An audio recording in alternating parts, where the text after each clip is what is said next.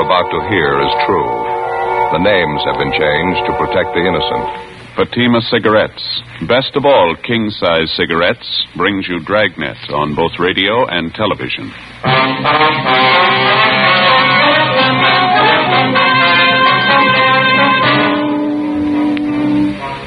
You're a detective sergeant.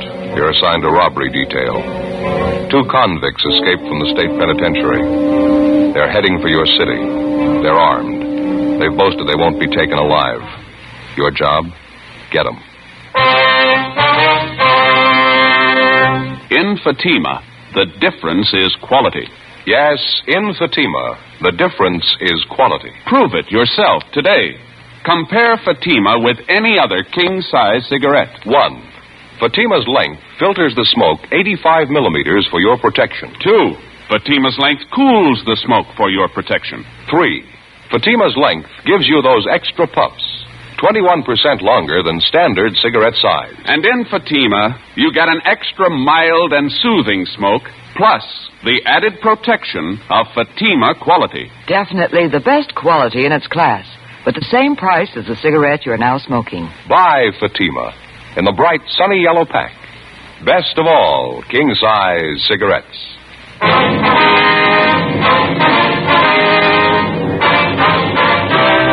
Dragnet, the documented drama of an actual crime. For the next 30 minutes, in cooperation with the Los Angeles Police Department, you will travel step by step on the side of the law through an actual case transcribed from official police files.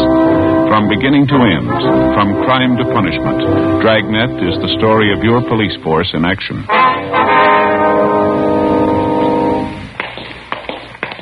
It was Wednesday, October 6th. It was cloudy in Los Angeles. We were working the day watch out of robbery detail. My partner's Ed Jacobs. The boss is Captain Didion. My name's Friday. We were on the way out from the office, and it was 2:40 p.m. when we got to Kesterson Boulevard. Number 1256. Sounds like she's having a party, huh? Yeah, try it again, huh? Maybe they can't hear it inside. Yes? Police officers, ma'am. You Ruth Thompson? Yes, that's right. What is it? Well, my name's Friday. This is my partner, Sergeant Jacobs, Central Robbery. We'd like to talk to you a few minutes if we could. Well, I have a party going on right now. A few of my friends are over. What'd you want, Sergeant? About an Andy Powell, Miss Thompson. I understand you know him. I did know him, yes. I haven't seen him for a long time, 3 or 4 years anyway. Mind if we ask a few questions about him? It won't take long. All right. Come in, please. Thank you. We're sorry to disturb you, ma'am. It's pretty important or we wouldn't hold you up. Oh, it's all right. Down the hall here. We can talk in the kitchen if you don't mind. It's my girlfriend's birthday today. Thought it'd be nice to have a little party for her. Oh, I see. Chair there, if you like. Oh, here, let me wipe it off. We spilled a drink on it. Probably Danny was spilling drinks. Suppose you know about Andy Powell, Miss Thompson, what happened this morning? What's that? About Andy Powell. You heard what happened this morning? Just what I read in the morning paper. They said he broke out of San Quentin, another man with him. It's true, then? He did break out? Yes, ma'am. That's the information we have. There's an all-points bulletin out on him. Well, I don't want to get involved in it. It's none of my business. Andy doesn't mean anything to me. Well, at the time he was sent up, you were engaged to Powell. Is that right? Yes, but that was before he got into trouble. Before he went to San Quentin. I saw him after the trial. I told him how I felt about it. I told him it wasn't any use. You mean you called it off, that is? There wasn't much else to do. It was robbery, 5 years to life. It wasn't the first time either. Andy knew it'd be a long time, so die. Really, I had to tell him. I had to call it off. We understand you were on Powell's correspondence list while he was up at Quentin. You wrote to him, did you? Yes, the first couple of months. We haven't written lately, though. There wasn't any point to it. No point at all. Well, when was the last time you heard from Powell, Miss Thompson? The last time you wrote to him? Oh, 8 or 10 months. At least that. As I say, there wasn't much sense in going on. Andy knew he was in there for a long time. He couldn't expect me to wait all that time. Matter of fact, he said he didn't expect it. He told me that. You been up to visit Powell recently, Miss Thompson? No, I haven't. Well, and you haven't seen him since he went up to Quentin. You'll swear to that? Why do I have to swear to it? I already told you. Andy doesn't mean anything to me. It didn't make sense. It's all over. I'm not even a relative. Why do I have to swear to anything? You haven't seen Powell since he went up to Quentin, is that right? Miss Thompson, is that right? What if I saw him or if I didn't see him? What difference does it make? It's none of my business. Oh, did you see him, Miss Thompson? What difference does it make? I don't have anything to do with him. He doesn't mean anything to me. I told you. Did you see him? This morning. When? Late this morning, about 10:30. Was he alone? No, another man was with him. Who was the other man? You recognize him? Bert Selby. That's the way he introduced him. He didn't try to hide it. Some fellow he broke out of jail with. What'd they want? Why were they here? Clothes, money. Looked like the devil, both of them. Terrible. What'd you give him? They asked for him, not that silly. They didn't trust me any more than they trust you. Andy had a knife. I tried to tell him I didn't have any money. He didn't believe me. He came at me with that knife. I gave him the money. How much? About $17, $18, some loose change. They emptied my purse. They took it all. Anything else? Clothes, a couple of suits of my father's. He died last year. They took his gun, too. I never thought Andy'd be that way. It was terrible. What kind of a gun was it, Miss Thompson? Colt revolver, 38, I think. They took that and the clothes and the money. It was about 10:30 this morning. How come you didn't report that? You say you knew about the escape. You knew they were wanted, didn't you? Why should I? They warned me about it. They threatened me. They said they'd come back and get me if I told the police. Look, I don't want to get mixed up in this. I'm engaged to a nice fella now. We want to get married. I don't want to get mixed up in this. Andy Powell's nothing to me. Did you watch the two men when they left the house here? You noticed if they drove off in the car? No, I didn't. I just shut the door and prayed I was rid of them. Took my money, food, my dad's clothes. Don't make it any tougher, huh? Please. Well, it's not a question of that, ma'am. We have to find them. We're going to need all the cooperation we can get. I told you everything I could, honestly. They said they'd come back and kill me if I even talked to you. I can't do any more. I sure hope you don't find him. How's that? When Andy went out the door, it's the last thing he said. He said if the cops ever found him, there was going to be a fight. Terrible look on his face. Yeah. He said you'd never take him alive.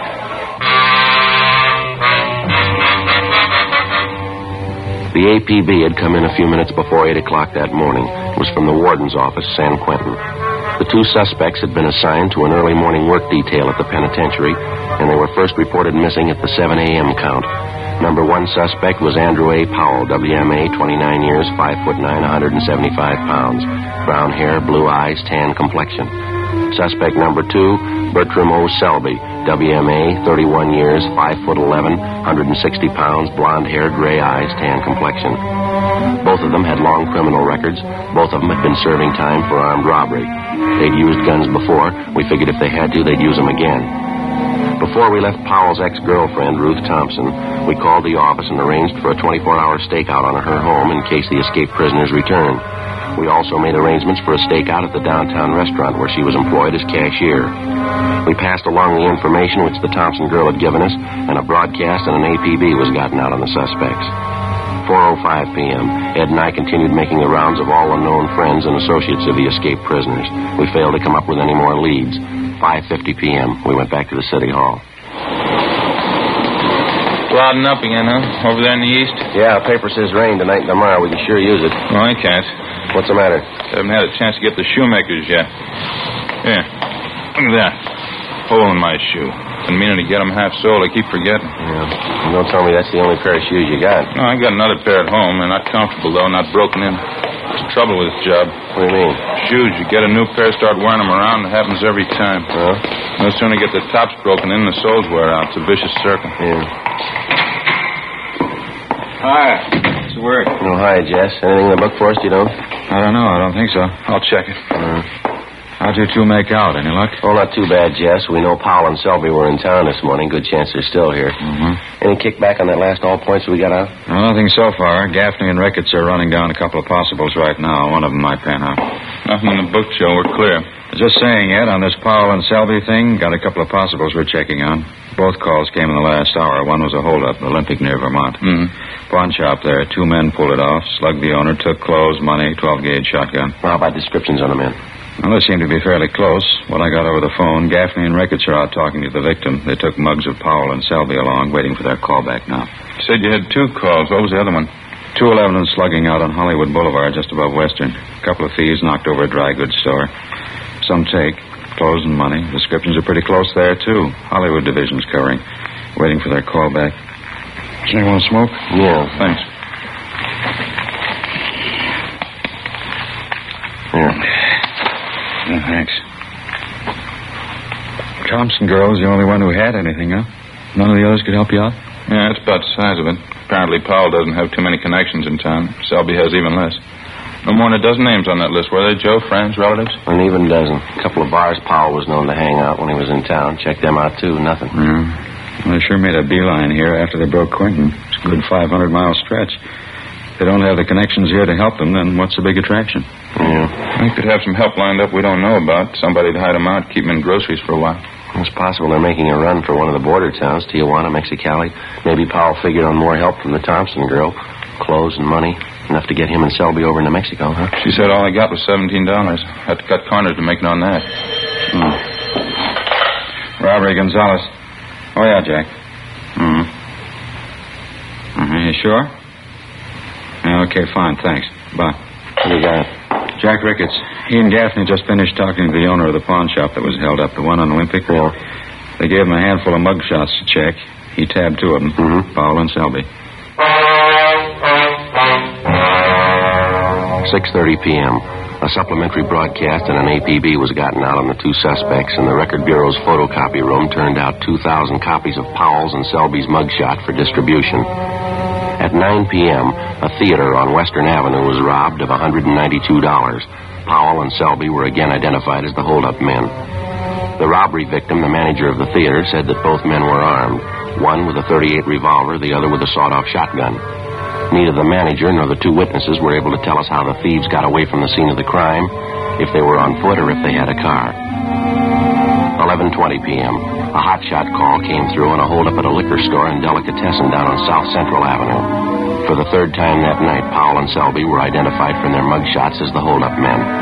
They'd used the same weapons, the revolver that they'd taken from the Thompson girls' home, and the shotgun that they picked up in the robbery of the Olympic Boulevard pawn shop. Again, the victims were unable to tell us how the suspects got away, whether on foot or by car. Midnight, 1 a.m. There were still no replies to supplementary broadcasts and bulletins which had been gotten out. 1:25 a.m. Another hotshot call came through, this time on a holdup and a slugging at the 2050 Room, a small nightclub on West 9th Street. Ed and I handled the call. For the fourth time, the bandits were identified as Powell and Selby, and for the fourth time, they'd made good their escape. We interviewed the manager of the 2050 Room, a Herman Saunders. Quite a few people in here at the time of the holdup, Mr. Saunders? Yeah, good for Thursday night, 30 or 40 anyway. We sure left in a hurry.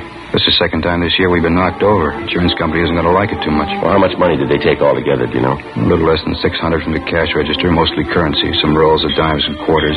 Got another $150 from my wallet. That's about it. They didn't take anything from the customers. Are you sure about that identification, are you? There's no chance of a mistake there? I'm positive. I'd know Andy Powell anywhere. I should know him. Like I told you, he worked for me a year and a half. I was here at 2050? Yeah, he worked behind the bar. Good man, too. I don't get it at all. You mean why it went bad? Well, yeah, that too.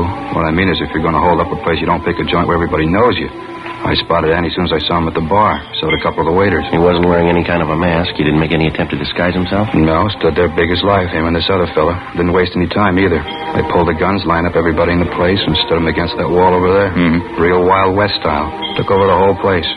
Acted real wild, Andy and this other fella. Must be crazy. Nobody was hurt? Didn't slug anyone? I slapped a few of the customers around. I thought for a while they were really going to get rough. They had us lined up against the wall. Andy was acting tough. Had this knife with him, good 4-inch blade. Went right down the line jabbing people with it, threatening them. Must be out of his mind. Now, you say he didn't take any money from the customers? Yeah, that's right. They worked it pretty fast. Emptied the cash register, then my wallet. Then they beat it. Never so glad to see anybody go in my life. Well, how'd they get away? Do you have any idea on that? Old guy who sells papers down the corner, he says he thinks he saw a car pull away right after the stick-up. Said it was a blue sedan. Don't know how much stock you can put in it. The old man's eyes aren't what they used to be. Did you know Powell pretty well when he was working here, Mr. Saunders? I mean, did you know any of his friends, people he used to run with? No, I didn't know him that well. He worked for me, that's all. I still have his old address, the place he was living when he worked for me. I can get it if you want. Yeah, if you would, please. Sure, no trouble. I just don't get it. Don't get it at all. Of all the joints in town he could have held up, he had to pick mine, the one place he'd be recognized. You think he'd have better sense, wouldn't you? You'd think so, yeah. How'd they ever hire a guy as dumb as that Powell holding up the place he worked for? Biggest mistake he ever made. No, he made a bigger one yesterday. Yeah, what was that? When he broke prison. 2:05 a.m. Further investigation at the scene of the latest holdup failed to turn up any new leads. While Ed and I checked on Powell's former address, which we'd gotten from the owner of the 2050 Room, Gonzalez, Ricketts, and Gaffney continued checking the immediate neighborhood. In addition, a special detail from Metro Division was sent in to cover the entire area. The suspect's former address turned out to be a rooming house up on West Temple Street. The landlady remembered Andy Powell, but she had no forwarding address on him, and she could tell us nothing about his former friends and associates. We checked back with Gonzalez, Ricketts, and Gaffney, and they told us that besides the old newspaper vendor, the counterman at the coffee shop near the 2050 Room had also spotted a blue sedan leaving the vicinity of the nightclub shortly after the holdup. He was able to give them the make, the model, and a partial license number. A supplementary all points had been gotten out on it immediately, and the information relayed to DMV and auto theft detail. 3:10 a.m. Ed and I completed our assignment in the investigation and went back to the office to check for instructions from Captain Didion. Can't see how we'd be much use out on the street the way things stand now, can you? No, I don't. Everything's covered I can think of. Supplementary all points is out. Detail from Metro's working in the neighborhood. It's funny, isn't it? What's that? Well, this Andy Powell going back to that place he used to work and holding it up. That doesn't make any sense at all, does it? That's for sure. Must have known somebody was going to recognize him. Couldn't have been a coincidence. Well, there's only one way I can figure it. They don't care, either one of them. They got their money now, a car. They both got guns. They're out to go as far as they can. Oh, hi, Jess. Hi. You just get back in? Yeah. Hi, Joe. Right. You as tired as you sound? Worse. Fair piece of news, though. Yeah, what's that? Powell and Selby, they just found their hideout. After 3 hours of canvassing the general downtown area, particularly in the vicinity of the last holdup, a team of men working with a special detail from Metropolitan Division interviewed a desk clerk in a small hotel on South Broadway who recognized the suspect's mugshots. The two of them had registered early the morning before under the names J.E. Dennis and Harold Thompson, both from Fresno, California. The hotel room was searched and 2 San Quentin inmate uniforms were found stuffed under the mattress of the bed. After the room was processed for fingerprints, there was no doubt that the recent occupants were Powell and Selby. The clerk had no idea when they were supposed to return. The hotel was staked out immediately, and the citywide search for the escaped prisoners went on. The following day, Thursday, October 7th, 11:30 a.m., still no sign of the suspects, no further reports or leads as to their whereabouts. The search went on. Ed and I signed back in at the office. 10 minutes later, a long-distance phone call came in for us. When was that, Mort? What's that? Yeah, close enough, right. We'll let you know, yeah. Bye. Mort Gear down to San Diego. Yeah, what do you want? One of their traffic officers was checking a car about 8 o'clock this morning, 586 parking. Blue sedan, fits close to the description of the escape car. Well, it's a pretty common model, isn't it? Did he say anything else? Traffic man checked the inside of the car, glove compartment, found half a dozen rolls of dimes and quarters, same name stamped on all of them. Yeah. 2050 room.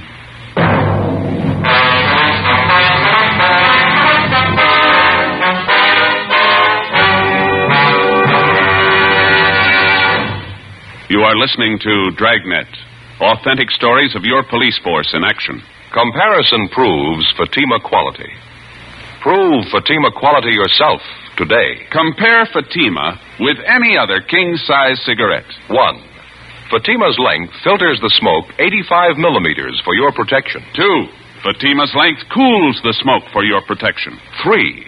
Fatima's length gives you those extra puffs, 21% longer than standard cigarette size. And in Fatima, you get an extra mild and soothing smoke, plus the added protection of Fatima quality. Friends, to show our confidence in Fatima, we make this money-back guarantee. Buy a pack of Fatimas. Enjoy Fatima quality, extra mildness, and superbly blended tobaccos. If you're not convinced Fatima is better than the king-size cigarette you're now smoking, just return the pack and the unsmoked Fatimas by August 1st, 1952, for your money back plus postage. Fatima, Box 37, New York 1. Remember, because of its quality, its extra mildness, its better flavor and aroma, more smokers now insist on Fatima than ever before. Insist on the best. Fatima, extra mild and soothing, plus the added protection of Fatima quality. Smoke Fatima. Best of all, king-size cigarettes.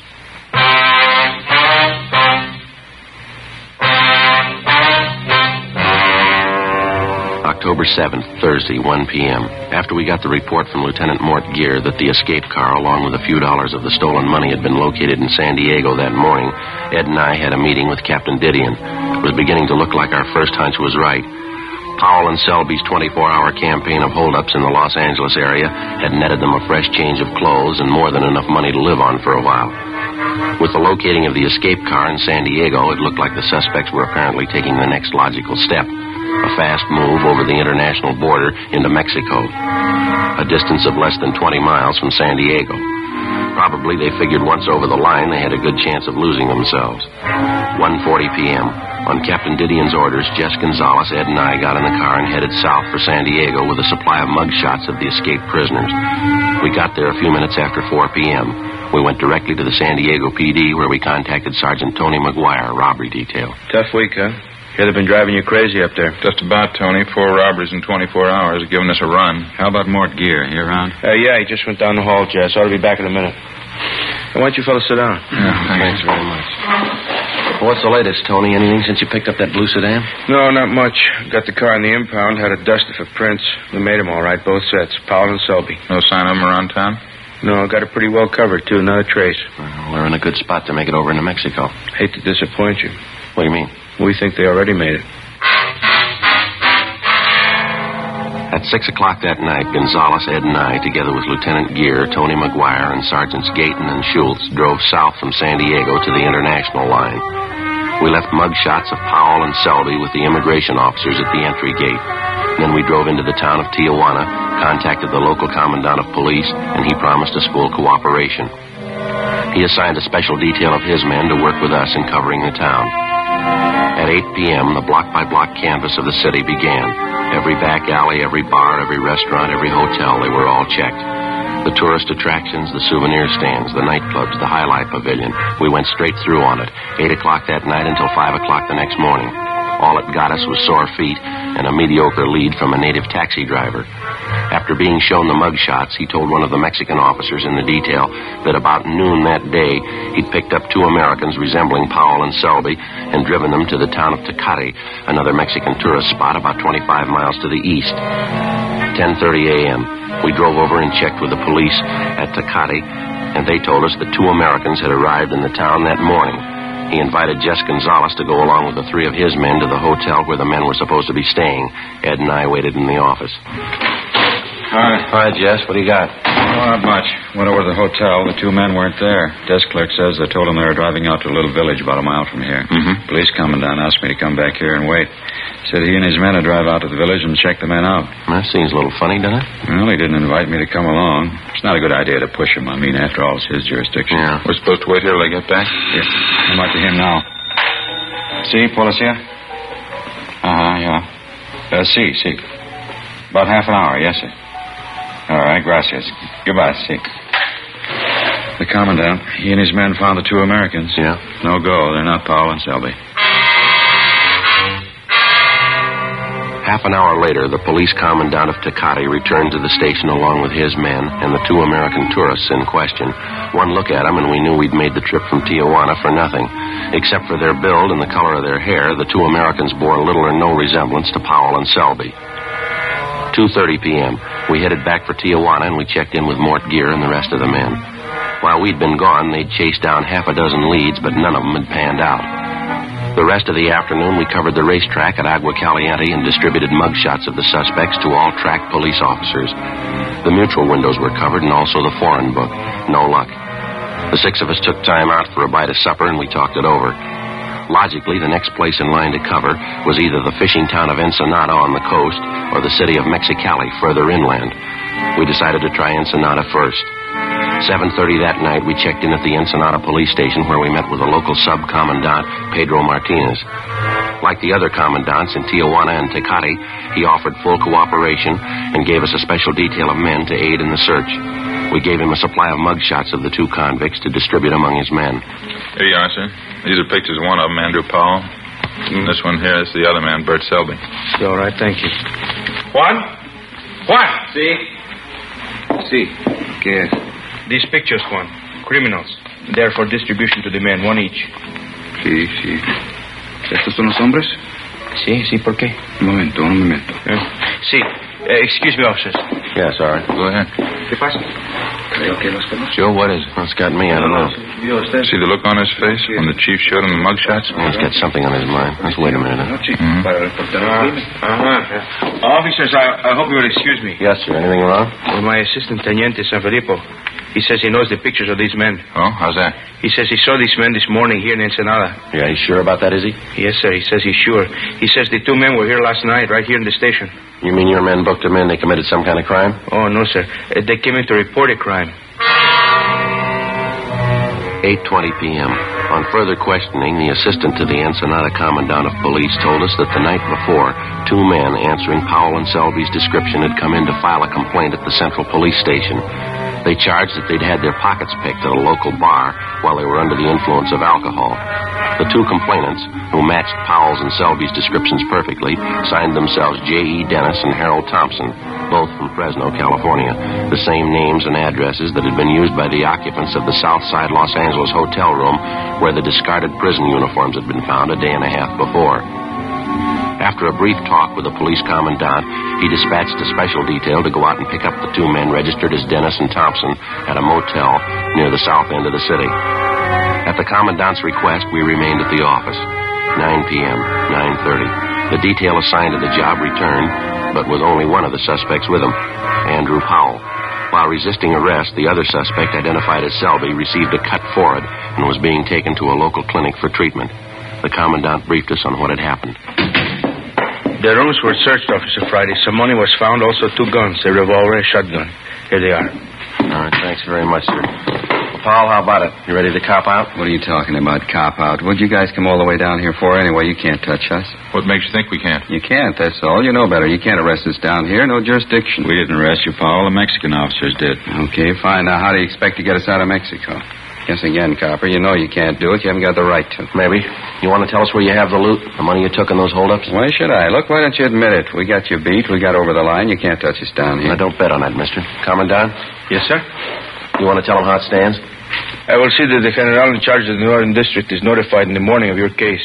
He will see that you and your partner are deported. What are you trying to pull? You can't do that. You know it. It's illegal. So is robbery, Powell. Come off it. Doesn't make any difference. You can't touch us in Mexico. It's against the law. You can't touch us. A popular misconception, Mr. Powell.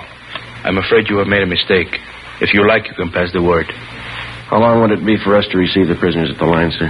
I don't know. A long time, I think.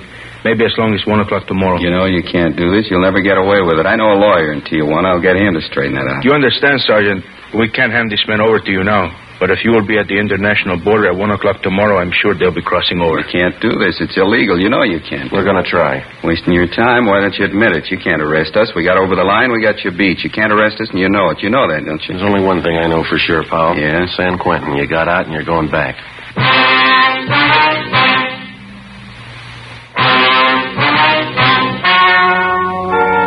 The story you have just heard was true. The names were changed to protect the innocent. On December 9th, trial was held in Superior Court, Department 87, City and County of Los Angeles, State of California. In a moment, the results of that trial. Now, here is our star, Jack Webb. Thank you, George Fenneman. Friends, try a pack of Fatimas tomorrow and compare them yourself. We're so sure that you'll enjoy Fatima's extra mild and soothing smoke that we'll give you your money back if you don't enjoy Fatima more than the king-size cigarettes you've been smoking. Now, in my opinion, nothing proves our confidence in Fatima more than that. So buy a pack tomorrow. I know you'll agree with me that Fatima is the best of all king-size cigarettes. That in Fatima, the difference is quality.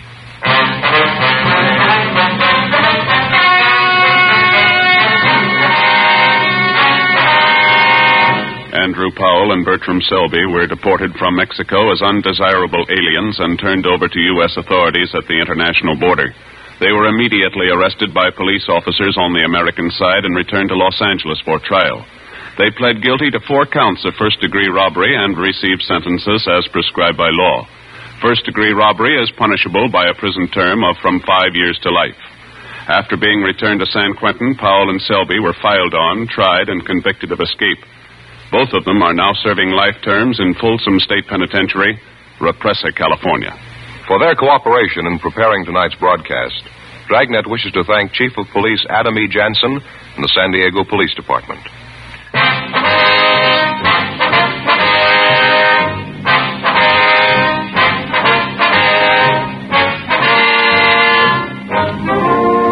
You have just heard Dragnet, a series of authentic cases from official files. Technical advice comes from the Office of Chief of Police W.H. Parker, Los Angeles Police Department. Technical advisors Captain Jack Donahoe, Sergeant Marty Wynn, Sergeant Vance Brasher. Heard tonight were Barney Phillips, Whit Connor, Herb Ellis. Script by Jim Moser. Music by Walter Schumann. Hal Gibney speaking.